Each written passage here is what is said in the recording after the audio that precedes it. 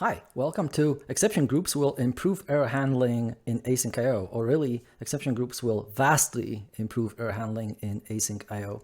My name is Łukasz. These days I work for the Python Software Foundation as the CPython developer in residence, the first person ever to get paid by the PSF to work full-time on CPython with no strings attached. Like a feat that not even Guido pulled off. So I guess best job ever.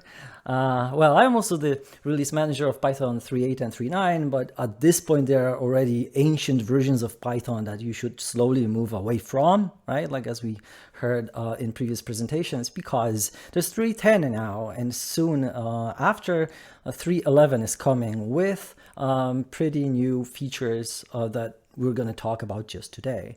But before we get there, I would like to thank STX Next for being a PSF sponsor, which makes essentially my work possible and a lot of others to support, for example, PyPI and other stuff that you're using day to day. So thanks for being part of the responsible companies who give back to the open source community. I really value that. But moving on to our presentation. First, we're going to start with a short review of how exceptions work in Python today, regular exceptions, regular boring stuff, maybe with a surprise or two. Then we're going to move on to like a very, very short primer on AsyncIO if you haven't used it yet. So don't expect to be an expert after, but you should at least know enough to be able to follow the talk as it proceeds.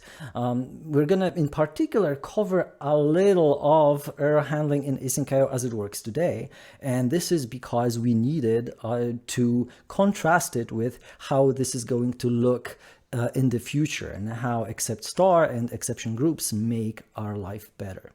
So let's start right at the beginning with a short review of try except. Well, exceptions are a very, very central part of Python. In fact, I would argue that they are so central to Python, just like our significant indentation. If you remove exceptions, the language would no longer look like what you think of Python when you see it. Just look at the base of our exceptions that are built into the language. Like there's a lot of them. This is not even half of the hierarchy that's in the standard library. There's tons of exceptions for various things, and you can even define your own. And to use them, well, you just raise. You just use the raise statement. You do it as a form of control flow, right? Like in our particular example right here on line 3, when we raise a type error, that means the code will never get to line 4, because with raise, we're exiting the current function. We're going somewhere higher to deal with an abnormal situation, to deal with an exception. But this is easy to see because there's a raise, right? But in fact, in Python, everything can go wrong. Like in the lines that you see here, there is no conditional, there are no loops. But in fact, every single line of those has at least one situation in which an exception can be raised. The first example would be, for example, like the name might not be actually defined in the current scope and the higher scope, so you're going to get a name error. Or it's defined in the current scope but lower, which means you're going to get an unbound local. Or maybe that particular type doesn't have an upper method, so you're going to get an attribute error. With the function, maybe it doesn't accept keyword argument called arg, or maybe it accepts a different type for that particular argument. A dictionary might not hold a key that we want to receive. Again, the list might be shorter than 13 items, and the divisor might be 0, so you're going to get 0 division error. Like plenty of issues that can actually happen in real life and do all the time. So how do we protect ourselves against specific situations like these? Well, with the try except blocks, right? The try except blocks are pretty, flexible in Python. You can do a lot with them. So the first example is just some specific error. We're going to match that if that happens in our code, in our try block. Other specific error is actually assigned to a variable, so you can actually do something with it, like print it or log it or maybe get some more data to maybe see if you can recover from the error. That particular variable is only available in that particular block, which is sometimes confusing newcomers. Like it's only going to be there. You need to assign to a different name if you want to keep the exception later on. And then you have this base class called simply exception. So what regular try except does is a specific error, like the first one that we see on the slide, is probably actually subclassing exception, right? However, when we're matching which except block to go here, we're going to go into specific error alone if the exception raised is of type specific error. We're not going to go into except exception because we had a better match above, right? Like Python reads from top to bottom. When it searches for the except statements, it's going to find the first one on the top and use that. So in our case, specific error will match. So except exception will only be used for key errors and other errors that didn't match specific error or other specific error. Later on, we have the else block, which essentially means, oh, no exceptions happened, right? So you could maybe potentially just, put that code below the try except block, but it's there specifically so that it's visually above finally, because finally is always done when we're exiting the entire block. So it's going to be used for forms of resource control.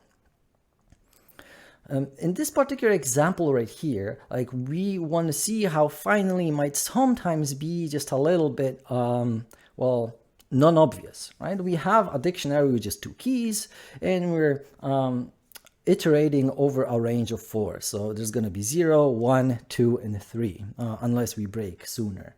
So we have a try except because we're trying out keys from that dictionary.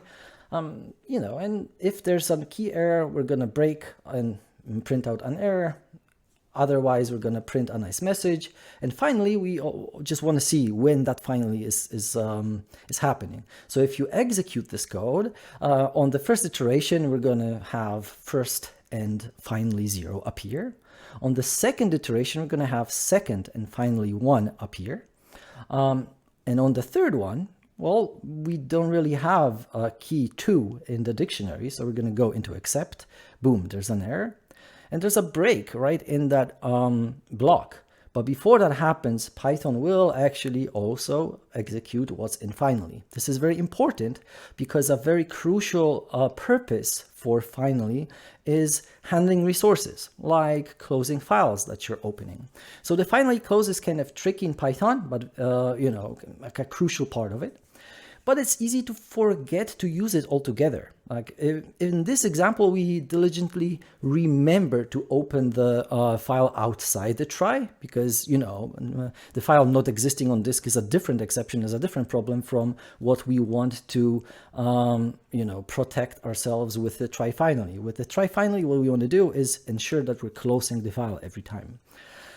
We could discuss whether line 4 should actually be inside the try finally or maybe just outside, since at this point we already read the file. We don't need to keep it open.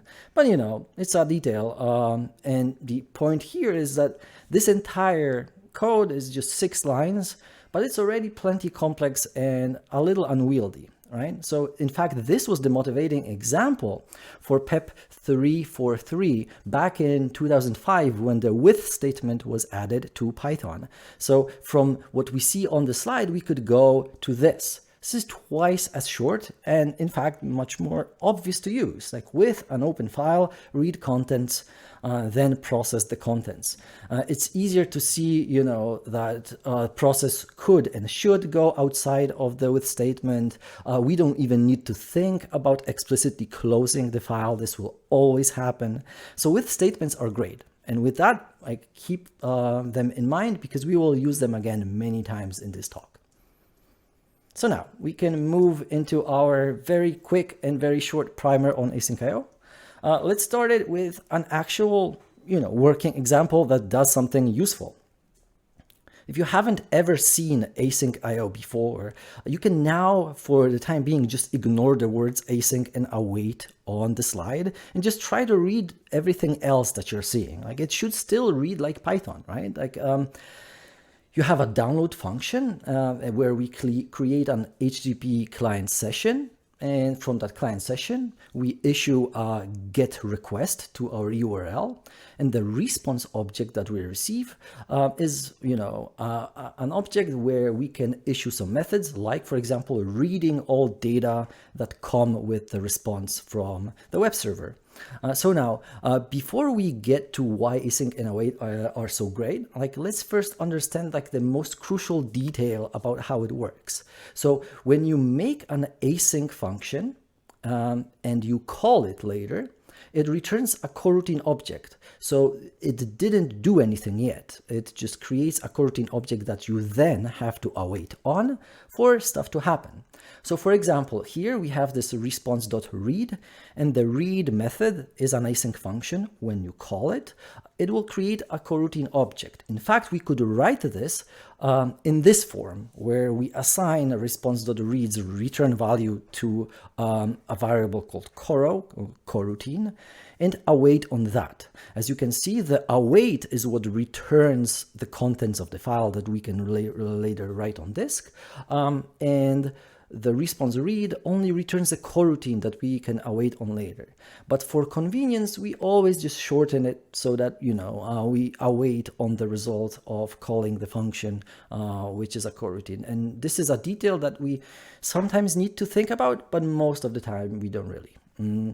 But for example, we can see it here in our asyncio.run line, where we are actually putting our function call, which is a coroutine, right to asyncio.run. If download just executed right there in that last line, like AsyncIO run wouldn't have anything to do anymore. So obviously this is not what's happening. What is happening is download returns a coroutine, and AsyncIO.run is starting our application. It's actually starting the process of downloading the file. So now, looking like from a bird's eye view at what we see here, it's a simple file downloader from the internet using AIO-HTTP, using AsyncIO. And as you can expect from this talk, there's plenty that can go wrong. Right? So just with the output file, maybe the output directory doesn't exist, or maybe you don't have permission to write in that directory. Maybe this can be out of space. Session.get with our second async with might fail to connect if there's no internet connection. Maybe there's a DNS error. Maybe there will be a timeout, or response from the URL won't be a 200 success code. So there's plenty of things that can actually go wrong, and we're going to soon see how all of them get handled today with current AsyncIO. But before we get there, let's modify the bottom 3 lines so that they're also async functions, like this. We're going to change it into an async function so that we can use it in the rest of our program to, for example, download many files, right? Because that's the point of AsyncIO, to do many things. So the simplest form of download many would look like this. You just have 3 awaits, one await after the other. As we still remember, like awaits are just executed one after the other. They're regular Python expressions. So one after the other, we're gonna download files from the internet. And in each case here, stuff can go wrong. Like as I told you, there can be problems with the local disk or remote network, or maybe there's gonna be a 500 status code on the server. Plenty that can go wrong. So for example, if in the second download something wrong happens, this is going to raise an exception, and this exception is going to bubble up to our async def download many, and if we don't handle it with some try except, it will bubble still up and up until somebody will see the exception, maybe on the console or maybe in some log message. So this works just as regular exceptions in regular non-AsyncIO code, meaning if the second file fails, we will never even start downloading the third one. But yes, well, if we are running stuff one by one, like that's not really doing what AsyncIO is about. What AsyncIO is about is doing multiple things at the same time, or really dealing with multiple things at the same time. So instead of doing multiple awaits one after the other, we're using the fact that we just learned that get one, when we call it, it only creates a coroutine, doesn't do anything yet. So we create 3 coroutines and pass all of them to AsyncIO.gather. That single await on AsyncIO.gather means those 3 downloads now happen at the same time, right? Now happen concurrently. Note that in this case, 3 things might go wrong at the same time. Right? Like each of those downloads can fail in very many cases, right? Like, either due to local problems or due to network, you name it, there's many things that can go wrong. And what does AsyncIO do in our case right here as written? Well, it'll just bubble up the first exception that happens, keep everything else just running in the background. You don't have access to it anymore, and you can only deal with the first exception. This is not perfect, and we wouldn't be able to really write resilient programs if that was the only way to do it. So there is a more elaborate and verbose way to write code like this. So instead of using straight coroutines, we can wrap them in tasks. So here, it's essentially what we did on the previous slide, just that we are wrapping each coroutine with create task, so that the tasks list holds, well, tasks. AsyncIO tasks are, magic in the sense that they are already running in the background. So as soon as there's any await, they will essentially be continuing their execution.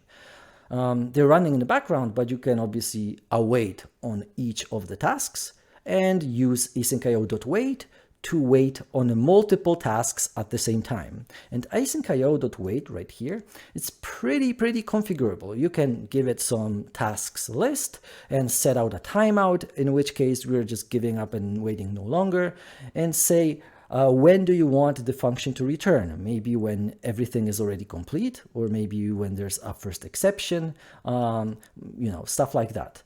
So for example, when we are returning on first exception and there is an exception, we might have some tasks that will be put in the done set. And there's going to be maybe still some tasks that are running. They're not complete yet. So they're going to be put in the pending set. And looking at the contents of done and pending, you can figure out in your code what else do you need to do. Do you wait later? Do you cancel stuff? Do you read the exception that happened from one of the tasks in the done set? Like, you decide what you want to do. So let's see how that error handling works in practice right now. So first, let's move back to our simple gather version. So here, what we can do is instead of just waiting for the first exception to blow up and ignoring everything else, we can say return exceptions. If there is an exception, please return it. So now you're going to have a sequence of results, and in that sequence, some of the results might be true results from our coroutines, and some of them might be exceptions. So you need to iterate over that sequence and check whether any of the results isn't an instance of an exception. And if it is, then you need to further check what exception that is and, act accordingly. So in fact, what you're doing is re-implementing try except in an ugly way. This is not perfect, but it's kind of workable if it's a very simple case. So for more advanced cases, you're using create task, you're using AsyncIO.wait with maybe AsyncIO.firstException. But how do we actually go through all those done set and pending set to find what raised an exception and what succeeded? Well, we would do something like this. First, and this is a sort of, an annoying thing that we need to really focus on before we even get to our task at hand, is to remember that, if there's an exception and we want everything else not to continue, we need to cancel every task that is still pending. So we need to remember about this. Otherwise, they might still be running for a long time, or maybe air quotes forever, keeping us from shutting down the application, or maybe if you want to do a retry later, those things that are still running would get in the way and write to the same files that you're no longer, thinking about as being owned by those old tasks. So to avoid a mess, just cancel the old tasks. You need to remember about this. And only then can you actually go to the business of which task raised an exception. So to check, you're executing the exception method on a task. And if it does have an exception, it'll just raise it. So you can use regular try except, which is already a little nicer. But still, you have to do this in a loop. You have to look at all of those exceptions to decide what you want to do. So the most annoying thing is that tasks, just as regular functions, can return values. And if you want to deal with those values, you need to deal with them in that small else block that is relegated to this bottom of this loop. So it's easy to miss. Like this kind of disorder is not really the natural thing to think about when you're programming, because like what you're thinking about is usually the happy case, like the thing that you want to get from the tasks, and only then you're thinking about like, oh, and the exceptions should be exceptional, and here they're not. But remembering to cancel related tasks that are still pending is the thing that people most often forget to do. The exception logic is just so involved and it's so big that you focus all on that and sometimes just forget about canceling the tasks. But it's even worse because this code here is subtly wrong.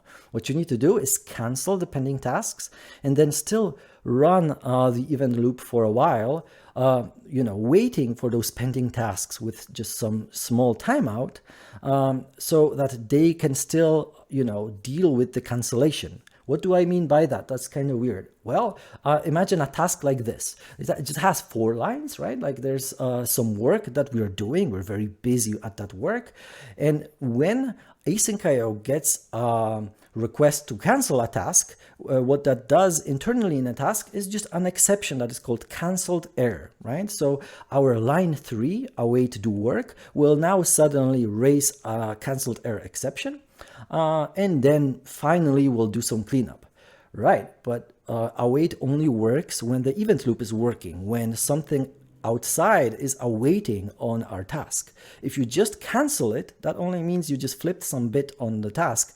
And if you never let the task run for a little while longer, the await that we have on line 5, cleaning stuff up, like closing database connections, writing files back to disk, or a number of other things, might never run. And this is a problem because, it might lead to bugs that are very, very tricky to find. So all of this doesn't really sound like the best advertisement for AsyncIO, right? Because error handling is so tricky in it. Well, it's tricky everywhere, but obviously if you're dealing with only one thing at a time, it's so much easier than if you're dealing with multiple things at the same time. Fortunately, we have our except statements, except star statements that can save the day. So now we're going to focus on a slide that shows you how exception groups work. Like it's kind of a lot of code, but don't worry about, taking it all in. Let's just talk about what we're seeing. So it's an exception group. That exception group is essentially an exception itself. It's, in fact, subclasses exception. And it's got a message, so we can identify what that group holds, and a sequence of a bunch of exceptions. Here you have a value error, like invalid logger configuration, right? Here you have a type error, bytes expected as payload, and you have another exception group, right? Because if exception groups are exceptions themselves, it's just natural that they can be nested. So there is an exception group that is about fetching current configuration and problems that arisen in this particular case. So there's a value error that, timeout can't be negative, and some actual timeout errors that says task 3 timed out. So this is a very crucial building piece to what we're going to see just in a few slides, because suddenly we have the capability to bundle multiple errors as they happen at once. In particular, exception groups provide small but well thought through APIs that let you get the message, but also both get all exceptions that are inside, as well as filter exceptions on a particular type. So that the last call that we're doing, the subgroup call, here only filters our tree to return whatever exception or an exception group or a nested exception group somewhere else contains a timeout error as the leaf, in the tree. So as you can see, it just pruned everything else and just returned that particular path that leads us to our timeout error. So this is very useful, and you would say, hey, so if we have an exception group class, do we really need anything else? We could already deal with multiple exceptions just like this. We don't really need anything else.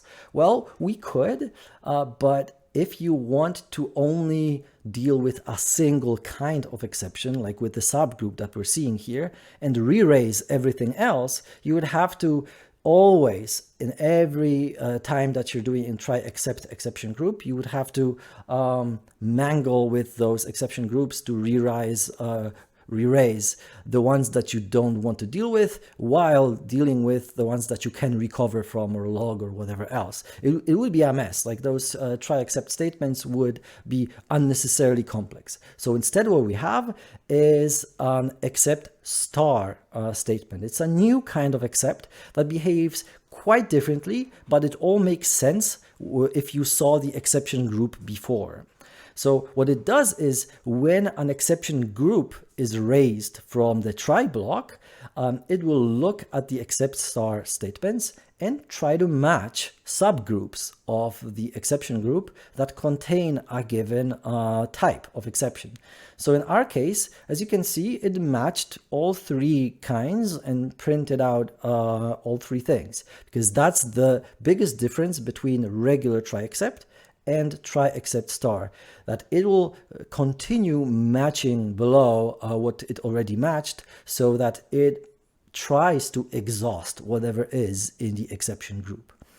In our case, it did exhaust all things that we held in our example exception group. So it showed us timeouts, it showed us values, and everything else just happened to be a single type error that bytes were expected as payload. But what if we actually have even more exceptions in the exception group? In this case, the remainder, the exception group with everything else that we didn't address here, is going to be re-raised. And you can either deal with it somewhere higher up the stack, or if not, it will get logged somewhere, probably by your cloud provider, or you'll see it on the console. So let's see it in practice. In our internal here, the inner try except star statement, we're only matching AsyncIO timeout error, and this obviously matched. It wrote out the nice message, but for everything else we need to have some outer try except. And in this case, I just use a regular try except to show you that exception groups are still regular exceptions. So you can still use a regular try except and find exception groups inside, and that's okay. It's still a regular exception that, has some type. You can print it out to log it. You can do plenty of stuff with it.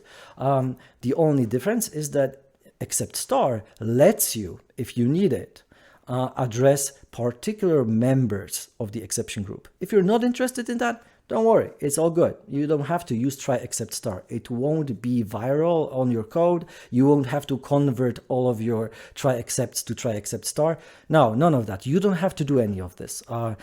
Try except star is for convenience when you know that what you're calling might in fact raise exception groups, because many things happen at once. Usually because there's an await, right?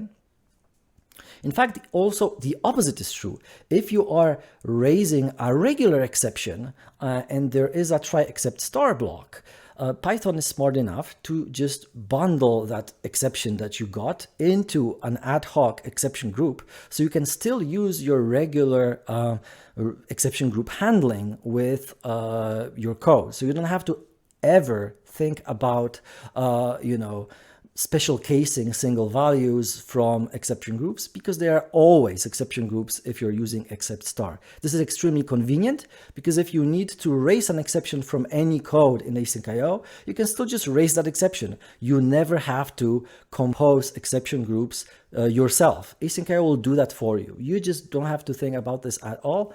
If it's convenient for you, you can use try except star, but you don't have to. So now, getting all of this out of the way, how does this change how AsyncIO will going to look like in Python 3.11? Well, if you looked at the previous involved example of AsyncIO.wait with the list of tasks, and us actually having later to cancel everything that didn't finish and loop over the done and pending tasks, that didn't even fit the slide here. So there's a lot of code to do all this. And if you think about the cancellation, it is very similar to just closing a file that you just have to always remember about. And what did Python do before? They invented with statements, right? So with statements, it's much easier. So this is exactly what we're going to do now. We're going to introduce task groups.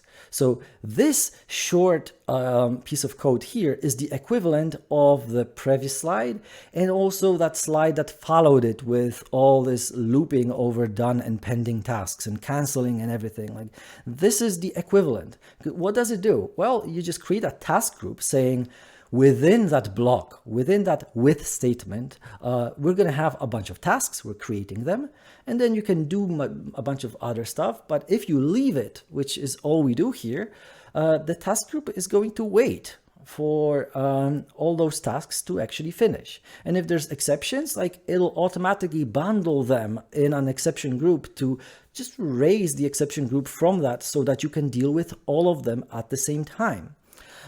Which is amazing, because now you can use that download many, and if you're awaiting on it, using except star, you're now able to just use a single try except star block to deal with all possible multi-errors that can happen in your concurrent application. I find it extremely elegant, because it simplifies so much code that is easier to forget and has multiple levels of indentation, and the most important code tends to be the last, just shoved somewhere in them, on the side.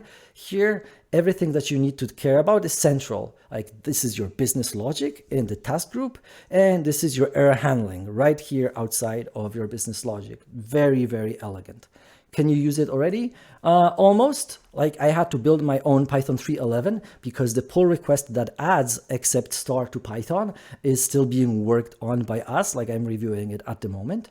And task groups will come later. You can already test them out in kind of prototype form in HDB. It's part of HDB for a while now. So like the API that we're going to add to AsyncIO is already pretty fleshed out. We know what we want.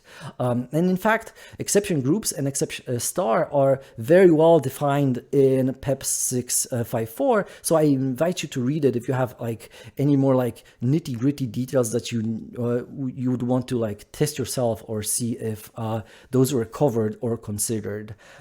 Yeah, like that's the end of my talk. I hope that it was useful. My name is Łukasz Langa. You can find me on the internet. Yeah, I'm very ready to answer any questions you might be having right now. All right, excellent. Thank you, Łukasz, so much for the presentation. It was so nice to listen to. Really the cutting edge of Python here during our conference. I'm really glad that we had this presentation.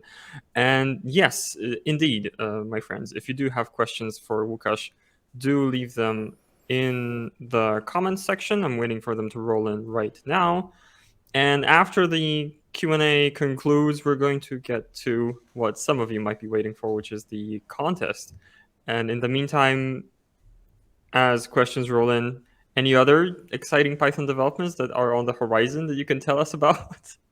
Yeah, so like the biggest one, obviously, like these days was that, some a young person at Facebook decided to remove the GIL from Python 3.9, and they did, and it was not only successful but also faster than regular Python. So something that we weren't so sure that is even possible, and he did that.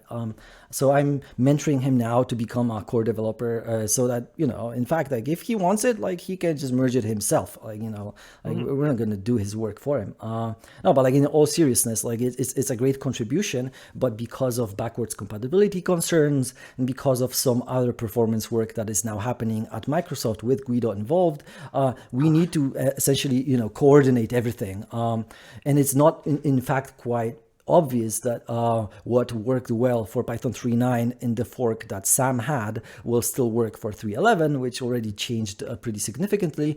But it's on the table, like we would obviously very much like Python to be more multi-core friendly.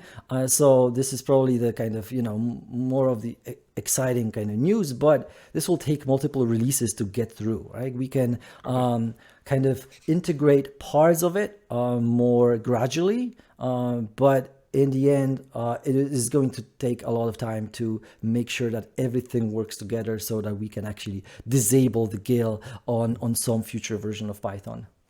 Okay. Sorry, did I get that joke right? You're mentoring Guido to be a core developer? Was that No. I'm mentoring Sam. Sam, sorry. Yes, the contributor who removed the GIL from Whoops. Python 3.9. Okay. No, like I have to say, like, these days kind of Guido is more in touch with me due to my work. So kind of I'm back at being mentored by him, and it's a good place to be. I enjoy it a lot. Yeah, okay. Well, say hi to Guido from STX Next, and thanks for creating Python 30 years ago so that we can have this conference and our entire business. All right. Let's get to the questions. We've got a few coming in. The first one is from Jacek, a pet peeve of his. He says that the star in except star reminds him of star args, double star quark. I am not going to pretend I can pronounce that, so you can see it on the screen. Yeah. Was the decision to place the star on the right side deliberate to not confuse one with the other? Yeah, so obviously unpacking an exception group, as we're doing with except star, is in some loose sense analogous to unpacking in Python. Like maybe not like star quarks that happen in the function signature, but more like unpacking that you can do during assignment or something, right? Like at this place in the Python grammar. The reason why it was put like on the right was that the token is in fact totally independent of everything else. So you can put the space on either side that you want. You can say except space star exception. And this is what we thought about at first, that, like you can unpack exceptions like this. But in fact, you only do it once and you have multiple exceptions. You put them in parentheses. So then it kind of looks confusing, right? Because now you're looking as you're unpacking the tuple instead of doing something that you're actually doing, which is using except star. So these days, we're more kind of leaning towards formatting that does except star kind of, hugged together, spaced later, and types that go through our listed after. All right, excellent. I love that answer, and I hope Jacek does too. Next question is from Bartosz. Right, he really wants to know about Python 4. Kind of off topic, but I'd like to know your perspective on the question that I've asked after the second talk. Do you think there is or will be a need for Python 4? Yeah, so I have thoughts about this. So if you don't want any, of your contests to have any resolution, I can rant about this for the next 2 hours. But the very, very short answer would be that Python is now kind of analogous, and it's like, when you say Python, what you really mean is CPython. Sure, there's PyPy, there's a bunch of other interpreters, but they're so fringe that every time somebody thinks Python, they're thinking CPython. I don't think this should be the case. It's already not the case if you really want to be exhaustive, because there's, for example, MicroPython, CircuitPython on microcontrollers, very, very usable implementations that are not exactly like CPython. There are listed differences that are not bugs, but they're very deliberate differences because of the difference on the platform, right? Like microcontrollers are a much different environment from, fat operating system where you have, memory management and you have plenty of this memory and whatnot. So what I would like to see is just more variants of Python popping up for different use cases, so that you don't have to really worry about Python 4 killing the language because now it's incompatible, now it's different. Like, no, like if you really need Python for some specific purpose, you could have that too, and just let CPython be CPython. Like a good example of this is what happens if we remove the GIL? Should that be called Python 4?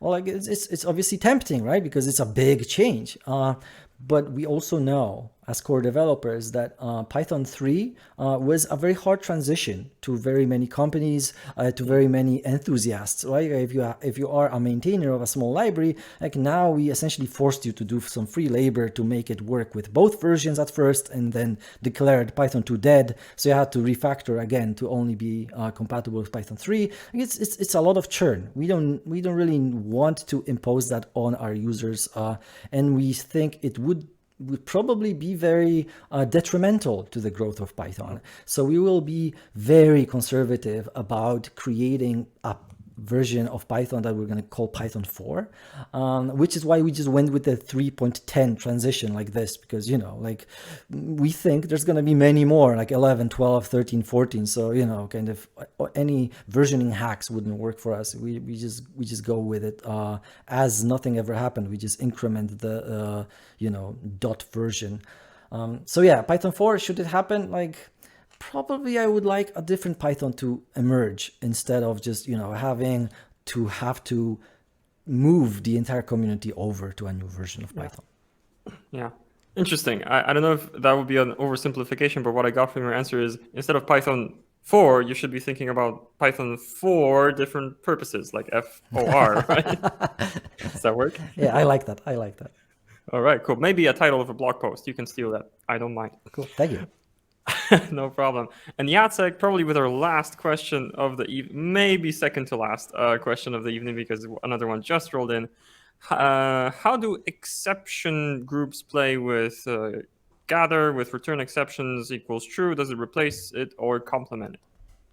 So this is an open question, in fact, right now that we're discussing. And in fact, return exceptions would be the case that will just behave like right now, because what it says is literally you already have a sequence of return values and just shove exceptions in that list so that, some of the values are return values, some of the values are exceptions. So the semantics of this is already very clear. What isn't clear is whether regular AsyncIO.gather without return exceptions equals true, what it should do. Like currently, it just returns the first exception and be done, and is done with it. Like maybe it should be changed so that it also, returns all of the exceptions that happen as an exception group. So if you don't have any new handling, you just swallow that exception group as if it was an exception that was raised from inside of the gather call. But if you have some special handling like with except star, now you can actually do something creative with this. Maybe you can recover, but it's not exactly the same semantics, right? Because now raising the first exception, meaning we're raising it right there, right then. We're not waiting for anything else to happen, which means it might happen very quickly. If we are building an exception group, like we obviously have to wait for everything to either finish or raise an exception, which will take maybe much more time. Does the difference matter? Like, is this something that is going to break some user code? Even if you're inclined to say that, probably not. Like, you'd be surprised. Like, even the smallest details of how Python is implemented tend to break user code if they change. Like, people rely on the subtlest of details in Python. So this is an open discussion right now, actually. Right, very interesting. Okay, I'm going to read two last comments because I think some people really do want to get to the contest at some point. So there's going to be a question and then a compliment for you. Let's start with the question. Compliments last. Are there going to be some common exception groups built into stdlib is what Radek is asking. Probably, yes. Hi, Radek. I used to work with Radek at STX Next like 12 years back. So hi. The thing is this, exception groups, as mentioned in this 30-minute, well, 30-plus-minute talk today, are about like, oh, AsyncIO doing multiple things at once. But it's not only about AsyncIO, right? There's concurrent futures, there's multiprocessing. And even if you don't care about doing multiple things at once, like you still do, because maybe you have at exit where you register multiple things to happen at interpreter shutdown. So if you want to have, a very good sense of everything that failed, you cannot raise just one of the exceptions. You have to raise an exception group that actually holds everything. Like what I didn't show, there wasn't time, is that the exception groups have very, very nice tracebacks that are also trees. So you can see that, oh, there's, a bunch of exceptions and there's another group that has some more exceptions. So it's very readable. So you can have this entire situation right there for yourself. And a bunch of calls like if you have resource management with statements can also have errors that are internal to your code, but also internal to the with statement itself, to how it's implemented. So you want to bundle them as well. So I see exception groups as being used for more than just AsyncIO, but I don't think they're going to be super popular. They're very, very targeted to the use case where there can be multiple things that can go wrong at the same time. All right. Thank you so much for the answer. We're going to make that the last question that came in. And people are saying, thank you, interesting spin of my question about the Python 4 case. Jacek is saying, thanks a lot, Łukasz, for answering his question. Radek is just now saying, thank you, Łukasz, excellent talk. Maybe he's a little bit biased if you work together. And I especially like this one from Hubert, which I'm leaving for last. Can't think of a question while the presentation was very explanatory. Thank you. I'm very happy to hear that. Yeah, cool. Very happy to hear that as well. Oh gosh, and that's the last of the presentations. Thank you so much, Łukasz, for joining on our conference. I really feel like we maybe saved the best for last here. It was great to listen to you and to get some preview of what's coming up within Python. And it's a shame, but I suppose I'm going to remove you too now from Right. the conference. Thank you so much. Thank you, Łukasz.